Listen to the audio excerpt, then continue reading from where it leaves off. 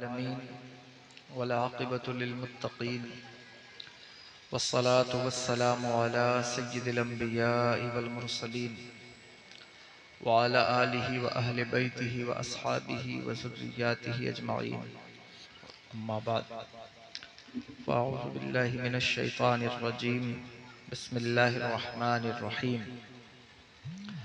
अला इन्ना औलिया अल्लाहि ला खौफुन अलैहिम वला हुम यहज़नून सुभान अल्लाह। अल्लज़ीना आमनू व कानू यत्तक़ून लहुमुल बुशरा फ़िल हयातिद दुनिया व फ़िल आखिरह ला तब्दीला लिकलिमातिल्लाह ज़ालिका हुवल फ़ौज़ुल अज़ीम। सदक़ल्लाहुल अलिय्युल अज़ीम व बल्लगना रसूलुहुन नबियुल अमीनुल करीम व नहनु अला ज़ालिका मिनश शाहिदीन व शाकिरीन वल्हम्दुलिल्लाहि रब्बिल आलमीन। वक़ाल अल्लाहु तबारक व तआला फ़ी शानि हबीबिहिल करीम इन्नल्लाह व मलाइकतहु युसल्लूना अलन नबी या अय्युहल्लज़ीना आमनू सल्लु अलैहि व सल्लिमू तस्लीमा। अल्लाहुम्मा सल्लि अला अस्सलातु वस्सलामु अलैका या रसूलल्लाह, अस्सलातु वस्सलामु अलैका या नबी अल्लाह, अस्सलातु वस्सलामु अलैका या हबीब अल्लाह व अला आलिका व अस्हाबिका या नूर अल्लाह सल्लल्लाहु तआला अलैहि वसल्लम। मेंबर शरीफ पर जलवा फिराज जुमला उलमाए ज़वील एहतराम अइम्मा मसाजिद शुराए किराम और नक़ीब इजलास हज़रत मौलाना क़िस्मत सिकंदरपुरी साहब क़िबला, जुमला मुअज़्ज़ज़ सामईन व हाज़रीन और ख़वातीन इस्लामिया अज़ीज़ बच्चों, अस्सलामु अलैकुम व रहमतुल्लाहि तआला व वालेकुम बरकातुहू। अस्सलाम व रहमतुल्लाहि व बरकातुहू। अल्लाह रब्बुल इज़्ज़त का फ़ज़ल है, उसकी दी हुई तौफ़ीक़ से हम और आप रात के इस हिस्से में बाहम हाजिर हैं और उसके फ़ज़ल से कुछ सुनने सुनाने का मौका उसने अता फ़रमाया है।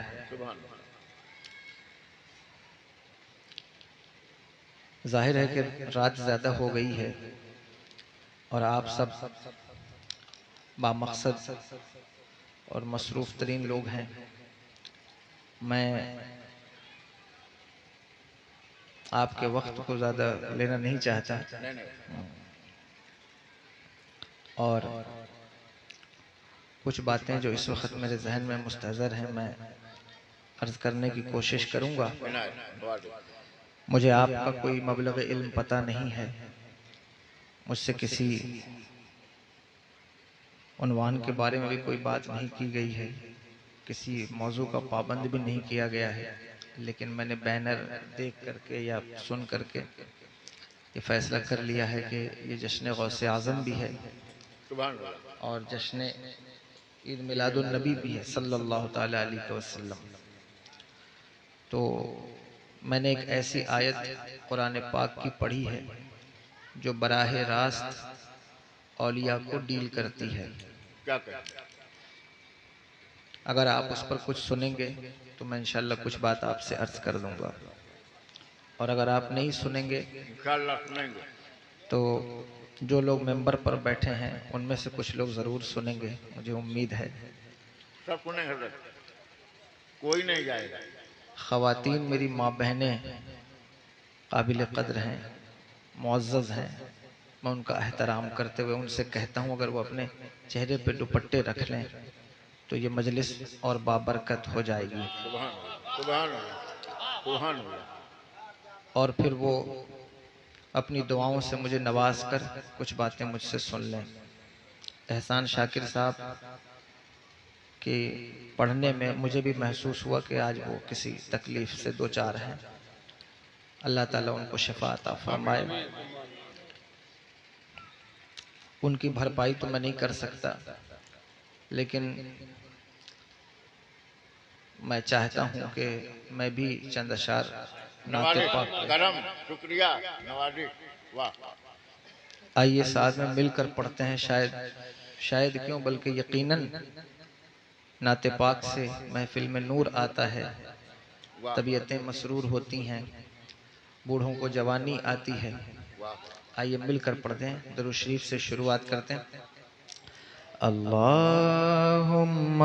सल्ले अला सय्यिदिना मुहम्मदिन, अल्लाहुम्मा सल्ले अला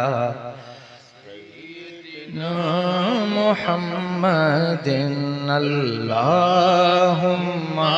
सल्ले अला सय्यिदिना मुहम्मदिन व अला आलिहि व सहबिहि व बारिक व सल्लिम, अल्लाहुम्मा सल्लि अला सय्यिदिना व मौलाना मुहम्मदिन, अल्लाहुम्मा सल्लि अला सय्यिदिना मुहम्मदिन।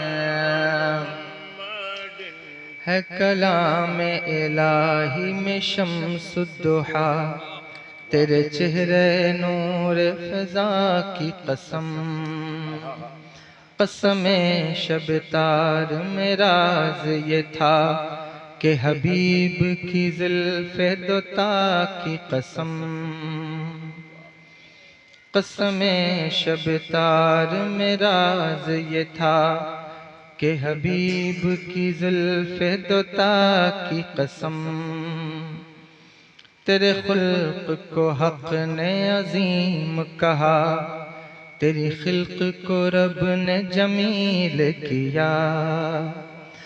कोई तुझसा हुआ है न होगा शाह, कोई तुझसा हुआ है न होगा शाह, तेरे खालिक़ हुस्न अदा की कसम, अल्लाहुम्मा सल्लि अला सय्यिदिना व मौलाना मुहम्मदिन, अल्लाहुम्मा सल्लि अला सय्यिदिना व मौलाना मुहम्मदिन व अला आलिहि व सहबिहि व बारिक व सल्लिम, अल्लाहुम्मा सल्लि अला सय्यिदिना व मौलाना मुहम्मदिन।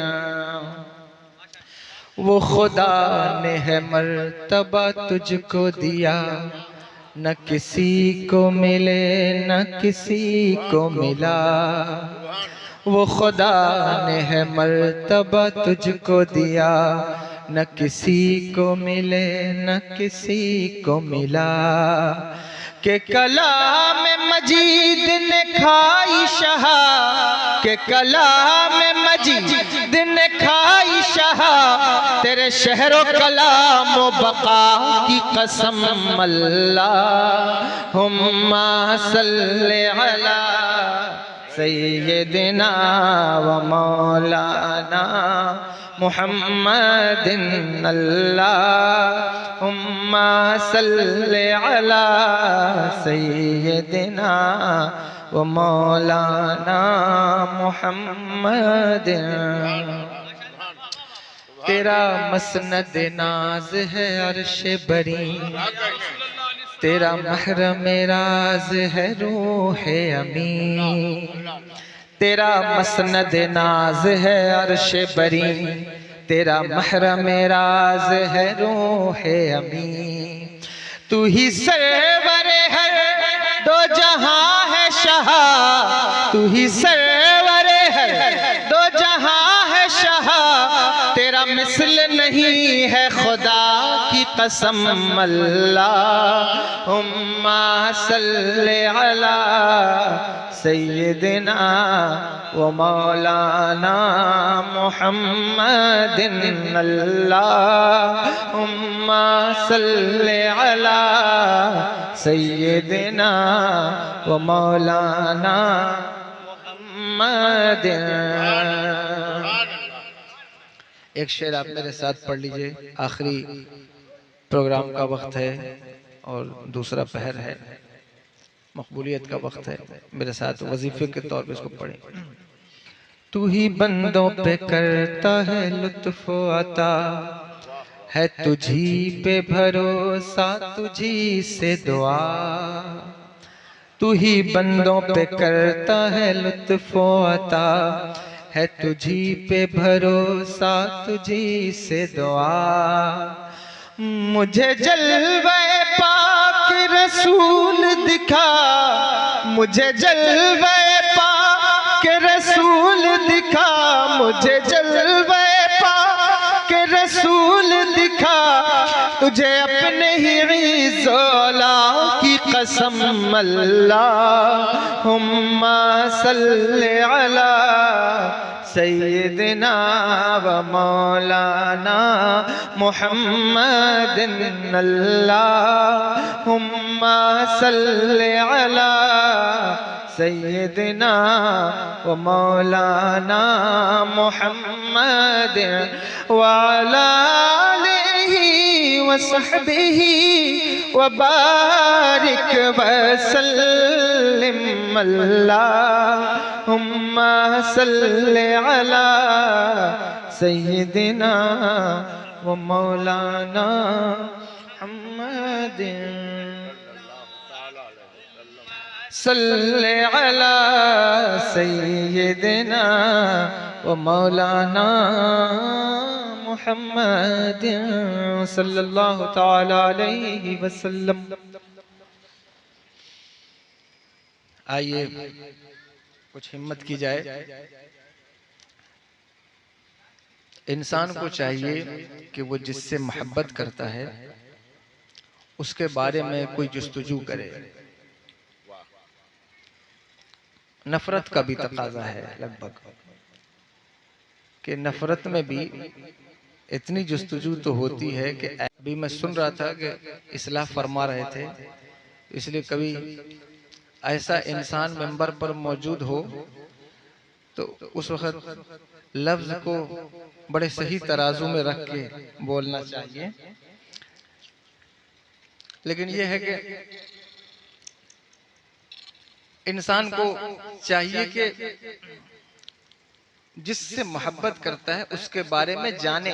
आपकी जबान में कहता हूं, जाने कि वो कौन है, उसका खानदानी बैकग्राउंड क्या है, उसकी जिंदगी के कारनामे क्या हैं। ये चीजें हैं जो इंसान को जा रहे हैं। तो उसको ये चाहिए। आप मोहब्बत करते हैं गौसे पाक से या नहीं? करते हैं ना? करते हैं। अगर चचा आप इधर बैठ जाएं तो बड़ी मेहरबानी, ये मोहल्ला जो है वो दिखाई देने लगेगा। नहीं ठीक, यहाँ तक कोई बैठेगा कोई मसला नहीं, ये लोग दिखाई देने चाहिए। थोड़े से लोग हैं।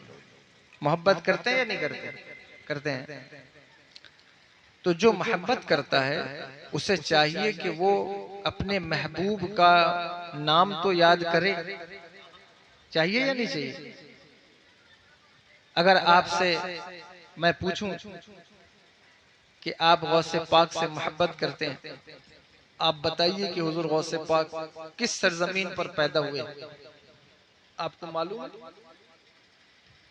मैं आपको शर्मिंदा नहीं करना चाहता, लेकिन बड़ी खूबसूरत महफिल है आपकी और चंद लोगों ने इसको अपने तौर पर मुनक्किद किया है।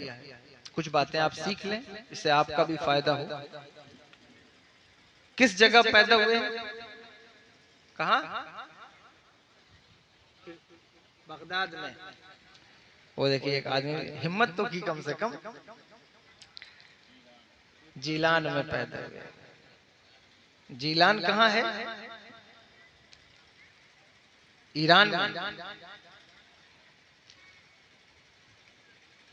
जीलान जो है वो ये जो कैस्पियन सी है, इसको आप कहते हैं उर्दू में बहरे क़ज़वैन, या इसके मुख्तलिफ तलफ़्फ़ुज़ हैं। बहरे खिदर भी इसको कहा जाता है। दुनिया का सबसे बड़ा पैक समंदर है, झील है, जिसका दायरा है लगभग 3,71,000 मुरब्बा किलोमीटर का समंदर है। यूरोप और एशिया में मुश्तरक है वो समंदर। इसका जो सेमी सर्कल है कैस्पियन सी का, इसमें लगभग 5 मुल्क आबाद हैं इसके किनारों पर। समझ रहे हैं कि नहीं? समझ में आ रही है बात या नहीं? उसमें तुर्किस्तान है, अजरबैजान है, इधर ईरान है और कई मुल्क हैं जो उसके साहिल पर लगे हुए हैं, उनकी सरहदें लगती हैं। मोजम बुल्दान में ये इस्लाम का एक गैजेटियर है। हर गांव की, हर शहर की नाम, उसकी वजह तस्मिया, उसको याकूत हमवी उन्होंने इकट्ठा किया है कि फला गांव का नाम क्यों पड़ा, ये नाम क्यों पड़ा, या ये जगह का नाम ये क्यों है। उन्होंने इस पर बहस की, जितना हो सका जो रिकॉर्ड मिल सके उन्होंने उसको जमा कर दिया। उन्होंने जीलान का तस्करा करते हुए लिखा है कि हजरत नूह अलैहिस्सलाम की चौथी पुश्त में उनके 2 पोते, किसके? हजरत नूह अलैहिस्सलाम के 2 पोते इस सरजमीन पर आए। एक का नाम था मोगान और एक का नाम था जीलान। जीलान इस कैस्पियन सी के जुनूबी साहिल पर आबाद हुए और मोगान उसके मगरबी साहिल पर आबाद हुए, जिधर अब वो मोकान है। तो जीलान को जो फारसी बोलने वाले थे, उन्होंने जीम को गाफ से बदल लिया, उसका नाम कर दिया गीलान। किसी भी गैर मुल्की जबान को, देखो अभी मैं जबान का तस्करा कर रहा था, हजरत चले गए। किसी भी गैर मुल्की जबान को जब आप नेचुरलाइज करते हैं, यानी कि उसको अपनी जबान में ढालते हैं, तो कायदा इस्तेमाल होता है ना। जैसे ये शायर लोग बैठे हैं, ये सब जानते हैं। उर्दू में अगर आप किसी लफ्ज को अपनी जबान में ढालें तो कायदा इस्तेमाल होता है कौन सा? तहनीद का। बहुत से ऐसे अल्फाज हैं जो उर्दू के नहीं हैं, लेकिन उनको उर्दू ने नेचुरलाइज कर लिया है। मसलन जैसे अंग्रेजी ये इंग्लिश का लफ्ज तो नहीं है, ये उर्दू का लफ्ज है, लेकिन इंग्लिश को नेचुरलाइज किया है तो उसे कर लिया अंग्रेजी। समझाने के लिए कह रहा हूं आपको, ताकि आप थोड़ी देर इस पर तवज्जो दें, आपकी तवज्जो आए इस बात की तरफ। इसी तरह एक लफ्ज है अरबी का इफरात और तफरीत, उसको उर्दू ने नेचुरलाइज कर लिया। क्या कर लिया? अफरा तफरी। कहते हो नहीं कहते? जैसे आज आप कर रहे हैं अफरा तफरी।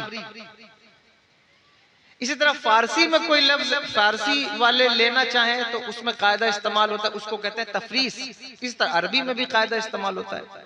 हर जबान के अपने अपने कायदे हैं। तो ईरान वालों ने जीलान को गाफ से बदल दिया, जीम को क्या कर दिया? गीलान। और जब हुजूर गौसुल आजम रजी अल्लाह अन्हु बगदाद आए, यहाँ के लोग अरबी बोलते थे, तो पूछा कहां से आए? कहा गीलान से। तो अरबी में चूंकि गाफ नहीं, तो इन्होंने फिर गाफ को जीम से बदल लिया और फिर कर लिया जीलान। तो ये इस नाम का बैकग्राउंड था जो मैंने आपको बता दिया। क्योंकि आपसे मैंने पूछा कहां पैदा हुए, आपने कहा बगदाद में, तो मैंने इसलिए इसको डिवाइड कर दिया कि आप जान जाएं कि हुजूर गौसुल आजम की जाए पैदाइश है जीलान, और जीलान आबाद है उस कैस्पियन सी का जो सेमी सर्कल है उसके आगे, फिर वो जीलान आबाद है। गौसे आजम रजी अल्लाह तआला अन्हु, आप बताइए कि किस तारीख को दुनिया में तशरीफ लाए? आप में से कोई बताए? अहले मेंबर में से कोई ना बताए? मालूम है किसी को कब तशरीफ लाए? यकुम रमजानुल मुबारक को, 1 रमजान को आपकी पैदाइश हुई। सुन रहे हैं बात या नहीं सुन रहे? आपसे ज्यादा माँ बहनें तवज्जो से सुन रही हैं, मुझे ऐसा लगता है। 1 रमजान को तशरीफ लाए, और जब तशरीफ लाए तो सहरी के बाद आपने फिर कुछ भी तनाउल नहीं फरमाया, यानी जो आपकी खुराक थी आपने नहीं ली, परहेज किया। लोगों में ये बात फैल गई कि अशराफ के यहाँ एक बच्चा पैदा हुआ है जो सहरी के बाद कुछ नहीं खाता, और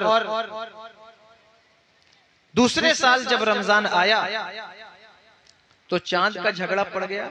आपके यहाँ झगड़ा होता है चांद का या नहीं होता? करते हो नहीं करते? होता है ना। अगर किसी गांव में किसी चीज का झगड़ा नहीं होता तो वहां चांद का झगड़ा जरूर होता होगा।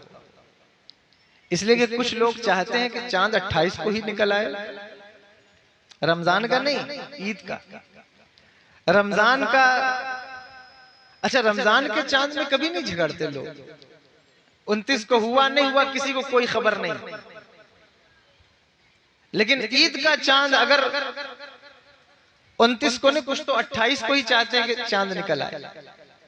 लेकिन बहरहाल उस जमाने में भी चांद नहीं दिखा, लोगों में दो धड़े बन गए, दो ग्रुप के, चांद दिखा नहीं दिखा। तो लोगों ने कहा कि अशराफ के यहाँ जो बच्चा पैदा हुआ वो उसने पिछले साल पूरा रोजा रखा, तो पता करो कि वो उसके सहरी के बाद कुछ खाया है या नहीं खाया है, क्योंकि उसको तो शहादत से कोई मतलब नहीं है, उसका कोई और ही सोर्स है जिसकी वजह से वो जान जाता है कि रमजान शुरू हो गया है। तो उस बच्चे के बारे में पता करो। पता किया, पता चला कि हजरत ने कुछ नहीं खाया, खुराक नहीं ली है, तो लोगों ने रोजा रख लिया। 2-4 दिन के बाद पता चला कि वाकई चांद हो गया हुआ था, लेकिन शहादत नहीं हो पाई, तो बाद में उन्हें पता चला। अब ये बात तो आपने सुनी है, हमेशा सुनी, लेकिन इस पर जो बात आपसे अर्ज करना चाहता हूं वो तवज्जो से सुन लीजिए, और माँ बहनें भी सुन लें। जब ये बात बयान की जाती है सुन्नियों के स्टेज से, तो कुछ ऐसे लोग हैं जो कम इल्म है, नादान है, उनको इस बात का पता नहीं चलता कि ऐसा कैसे हो सकता है कि एक बच्चा पैदा होने के साथ ही कानून खुदा का पाबंद हो।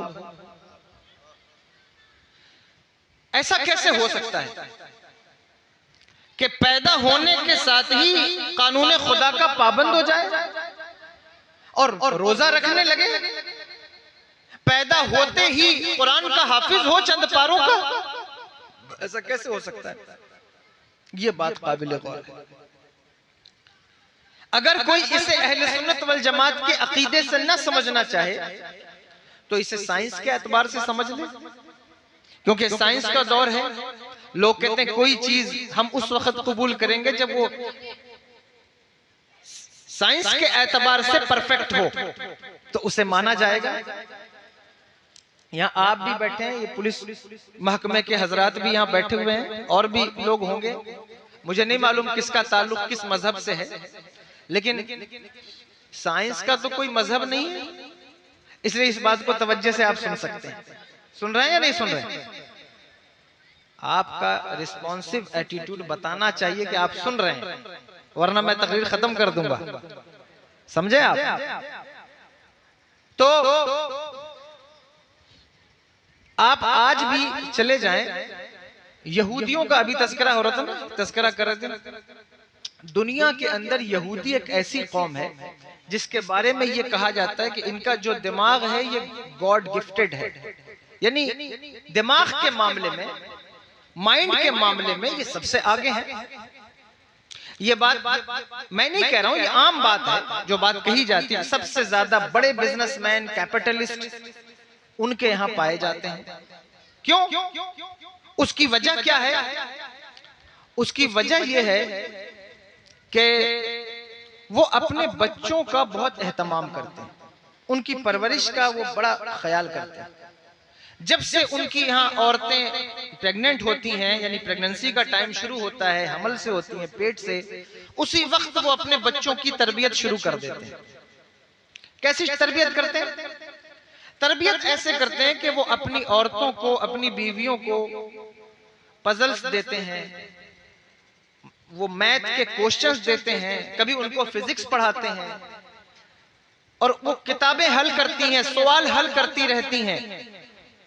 वो सीरियल नहीं देखती, या माँ बहनें बैठी हैं, तवज्जो से मेरी बात सुन, वो पजल्स दे देते हैं, गेम देखा है आप, उसको हल करने वाला, या वो मैथ के क्वेश्चन देते हैं। ये चीजें ऐसी नहीं है जो कोई सुनी सुनाई बात मैं आपसे कर रहा हूं, बहुत तवज्जो से सुनिएगा इस बात को। उनसे पूछा गया, बल्कि एक लाइव टेलीकास्ट में एक यहूदी पादरी से, उनके आलिम से पूछा गया कि आप इसका एहतमाम करते हैं? उन्होंने कहा हाँ हम करते हैं एहतमाम। कहा ऐसा क्यों करते हैं कि आप अपनी औरतों को जिस वक्त वो पेट से होती हैं उन्हें आप ये सवाल देते हैं, क्वेश्चन देते हैं, फिजिक्स पढ़ाते हैं, केमिस्ट्री पढ़ाते हैं, हिस्ट्री पढ़ाते हैं, ये क्यों करते हैं? कहा, उसने कहा हमारे यहाँ जो बच्चे इतने माइंडेड पैदा होते हैं उसकी वजह यही है कि हम अपनी औरतों को सीरियल और फिल्में नहीं दिखाते, हम अपनी औरतों को वलीमे में डांस नहीं कराते, बल्कि हम अपनी औरतों को इन अय्याम में घर में रखते हैं, उनको नेचर के करीब रखते हैं, उनको ताजी हवा देते हैं, उन्हें अच्छी ग़िज़ा खिलाते हैं और उन्हें मैथ के, फिजिक्स के, केमिस्ट्री के क्वेश्चन हल करने को देते। कहा वो क्यों? कहा जितना ज्यादा वो तालीम की तरफ मुतवज्जे होती है, उनकी कोख से पैदा होने वाला बच्चा उतना ही ज्यादा ब्रिलियंट होता है। आप बात सुन रहे हैं या नहीं सुन रहे? उतना ही ज्यादा माइंडेड होता है। आप मुझे बताओ, अगर किसी की माँ फिजिक्स पढ़े, किसी की माँ बच्चे को पेट में रखकर केमिस्ट्री पढ़े, किसी की माँ साइंस पढ़े, तो उसका बच्चा साइंटिस्ट पैदा होता है।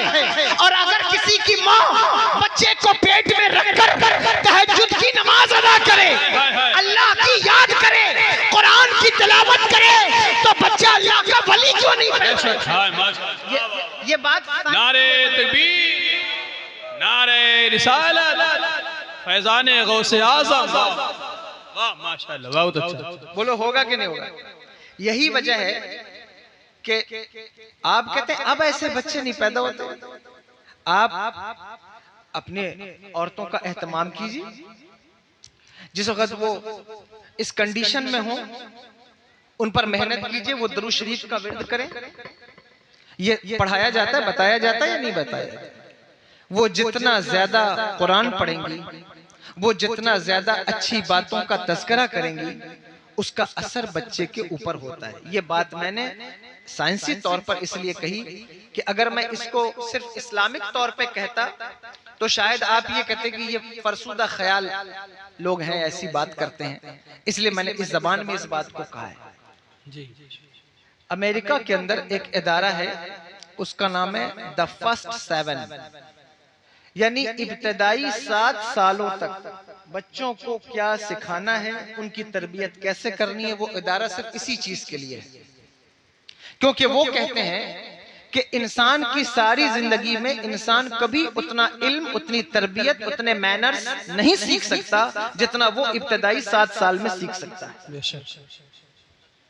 7 सालों में जो कुछ सिखाना हो वो बच्चों को सिखाओ। तुम 7 साल में क्या सिखाते हो? बच्चे कहने से नहीं सीखते। आप कहें बेटा गाली मत बको, तो वो गाली ऐसे नहीं सीखेगा। आप सुबह शाम गाली देते हो तो बच्चा तो ऑलरेडी गाली बकना सीख जाएगा। आप दिन रात जो है वो माँ बाप को घूर कर देखते हो, बच्चे की मेमोरी में वो चीज ऑटोमेटिक फीड हो जाएगी, बैठ जाएगी कि ये काम माँ बाप के साथ करना है। आपका बिहेवियर औरतों के साथ, बच्चियों के साथ, लड़कियों के साथ, माओं के साथ जैसा होगा, उनका बिहेवियर भी ऑटोमेटिक वैसा ही हो जाएगा। इसलिए कि वो आपके कहने से नहीं सीखेंगे, वो आपको देखकर सीखेंगे कि आप करते क्या हैं। वो आपको देखेंगे आपका तर्ज जिंदगी क्या है, आपके पहनने का अंदाज क्या है, आपके खाने का तरीका क्या है, बैठकर अदब से अल्लाह का शुक्र करके खाते हो या टहल टहल कर अकड़ अकड़ कर खाते हो।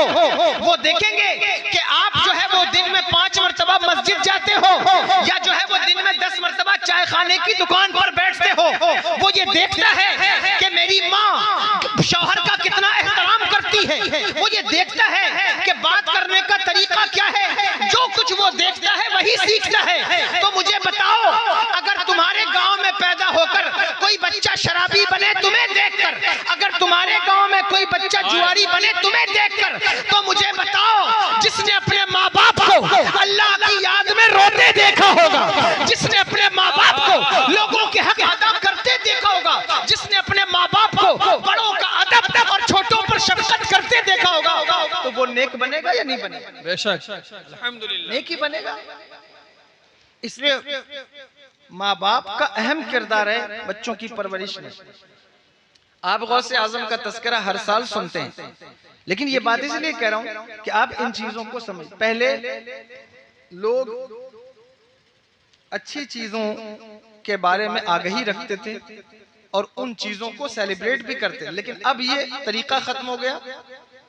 अब उसकी जगह दूसरी चीजों ने ले ली है। जैसे आप बच्चों का बर्थडे सेलिब्रेट करते हैं नहीं करते? अब हर इंसान इसको फर्ज समझता है कि हमें अपने बच्चों का बर्थडे सेलिब्रेट करना है। मैं इस पर कोई बात नहीं कर रहा, लेकिन आपसे ये पूछता हूं कि आपने बच्चे को ये तो सिखाया कि हर साल बेटा जिस दिन तुम्हारी पैदाइश का दिन आए उस दिन तुम उसको सेलिब्रेट करना है। लेकिन अगर आपने इस्लाम को पढ़ा होता, बुजुर्गों का जिक्र आप कर रहे हैं, आपने सीखा होता, तो आप ये चीज जानते कि बुजुर्गों के यहाँ सेलिब्रेशन के दिन कौन से हैं। आपको मालूम है, जब बच्चा 4 साल 4 महीने 4 दिन का होता है तो हमारे यहाँ उसकी रस्म बिस्मिल्लाह कराई जाती है जी, इसका सेलिब्रेशन होता है। और रस्म बिस्मिल्लाह क्या चीज है? आप कहेंगे ये 4 साल 4 महीना 4 दिन की कैद क्यों लगाई है?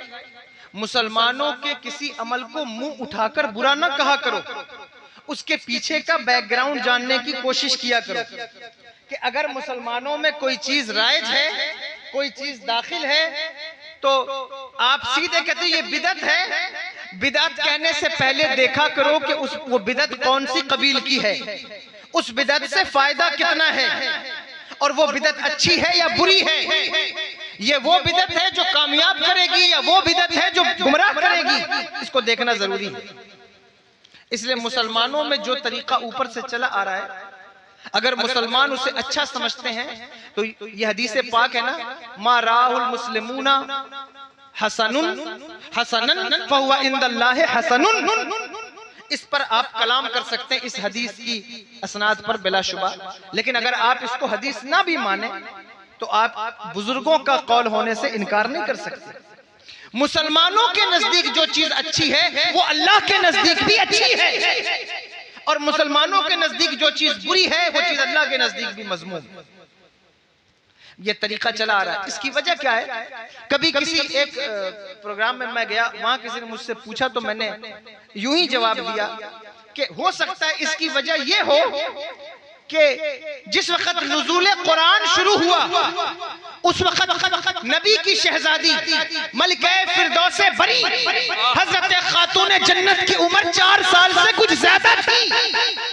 तो बुजुर्गों ने इस रिवायत पर अमल करते हुए कि सज्जदा की तालीम जो कुरान के हवाले से शुरू हुई वो 4 साल के बाद शुरू हुई, तो हमारे बच्चों की रस्म बिस्मिल्लाह भी 4 साल के बाद शुरू करनी चाहिए। उन्होंने शुरुआत कर दी। ऐसा किया हो, मुमकिन है, ऐसा हो सकता है, और ये तहकीक का मौजू है।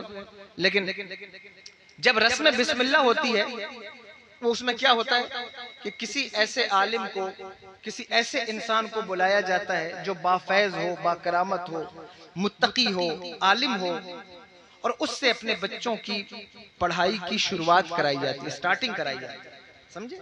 ये बहुत अहम है। हर वली की तारीख में आप देखेंगे जिनके माँ बाप मौजूद रहे उन्होंने ये काम किया है। हजरत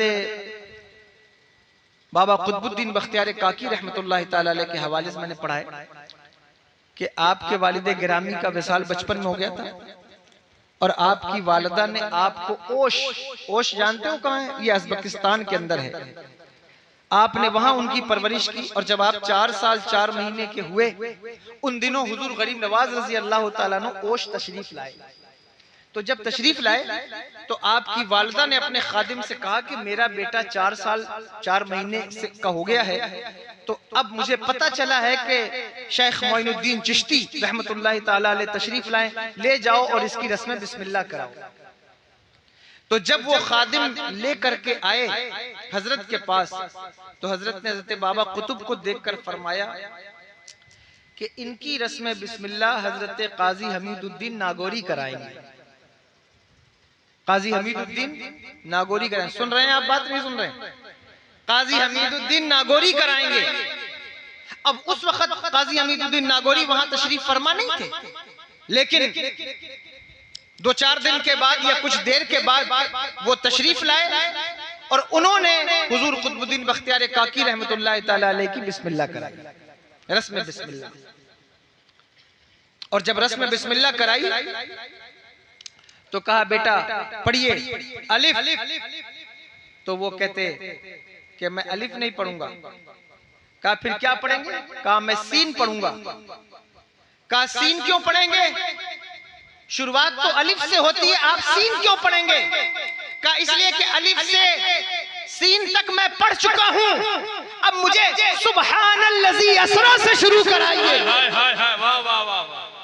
अल्लाहु अकबर कबीरा। तो माँ वलिया हो, माँ आलिमा हो, माँ कारिया हो, तो बेटे हाफिज़ कुरान पैदा हो।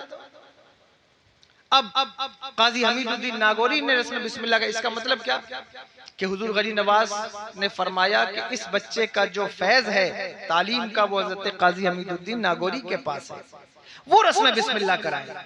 और सारी जिंदगी हजरत काजी हमीदुद्दीन नागौरी हजरत बाबा कुतुब के साथ रहे और अल्लाहु अकबर कबीरा उनके उस्ताद हैं, उस्ताद है हजरत कुतुबुद्दीन बख्तियार काकी के, लेकिन अल्लाहु अकबर कबीरा हजरत कुतुबुद्दीन बख्तियार काकी उनके मुर्शिद इजाजत है।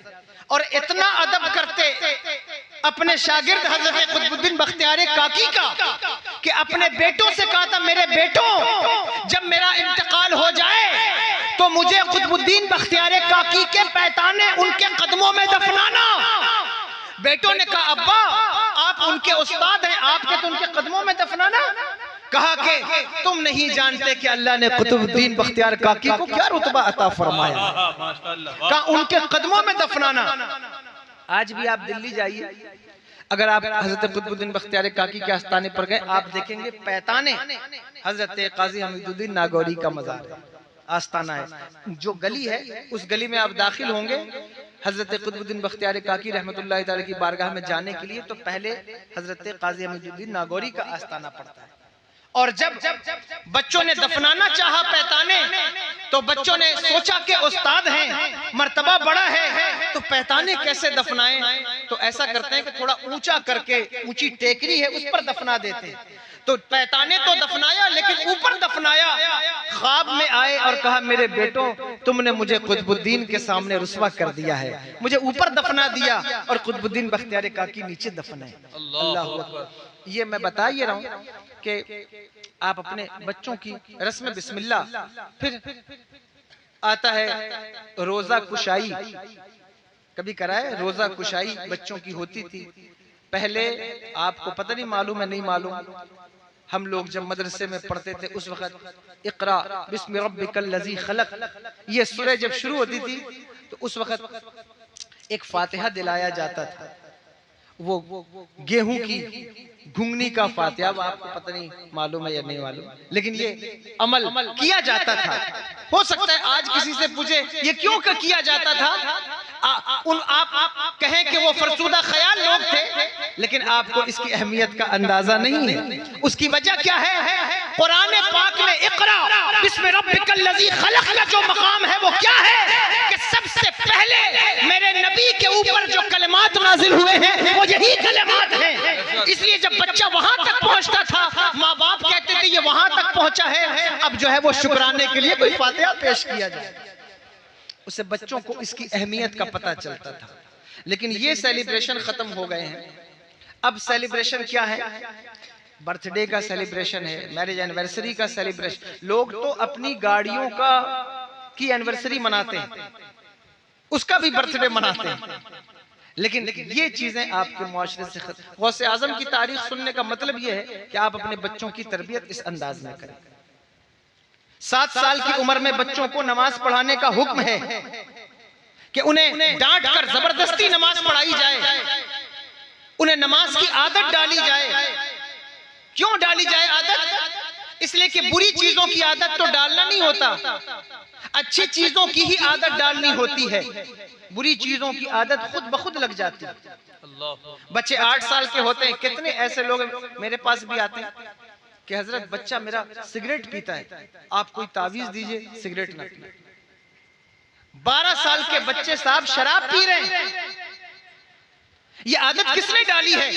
आप कहें हमने तो नहीं डाली।